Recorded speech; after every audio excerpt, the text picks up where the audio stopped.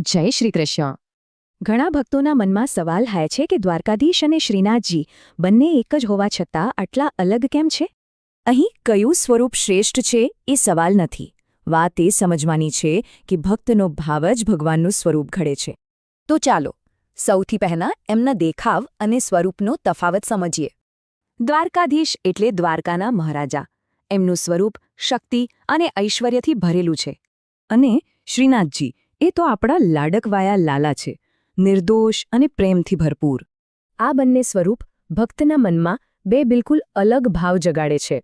એક રાજા સામે આપણા મનમાં કુદરતી રીતે જ આદર અને સમર્પણનો ભાવ આવે છે, પણ પોતાના બાળકની સાથે ત્યાં બધી ઔપચારિકતા પૂરી થઈ જાય, બસ પ્રેમ અને વાત્સલ્ય જ રહે.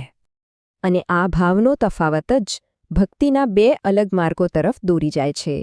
દ્વારકાધીશનો માર્ગ છે મર્યાદા માર્ગ, જેમાં શિસ્ત અને કર્તવ્યોનું પાલન મુખ્ય છે. જ્યારે શ્રીનાથજીનો માર્ગ છે પુષ્ટિ માર્ગ, એટલે કે ફક્ત પ્રભુની કૃપાનો માર્ગ. એટલે જ તો દ્વારકાધીશની પૂજા થાય છે અને શ્રીનાથજીની સેવા કરાય છે. હવે આ બંને માર્ગો ભક્તના જીવનને કઈ રીતે ઘડે છે એ જોવું ખરેખર રસપ્રદ છે. મર્યાદા માર્ગમાં ભક્ત શિસ્ત અને કર્તવ્યને પ્રાથમિકતા આપીને જીવન જીવે છે. જ્યારે પુષ્ટિમાર્ગીય ભક્ત સંપૂર્ણ શરણાગતિમાં જીવે છે, બધો ભાર ઠાકોરજી પર છોડી દે છે. તો આખરે રહસ્ય શું છે? ભગવાન તો એક જ છે, એ તો ભક્તના ભાવ પ્રમાણે સ્વરૂપ લે છે. એટલે પસંદગી ભગવાનની નહીં, આપણી છે, જે આપણને એક અંતિમ સવાલ તરફ દોરી જાય છે. તમારા હૃદયમાં કયો ભાવ વધુ સહજ છે? એક રાજા માટેનું ઐશ્વર્ય કે પછી એક બાળક માટેનું વાત્સલ્ય?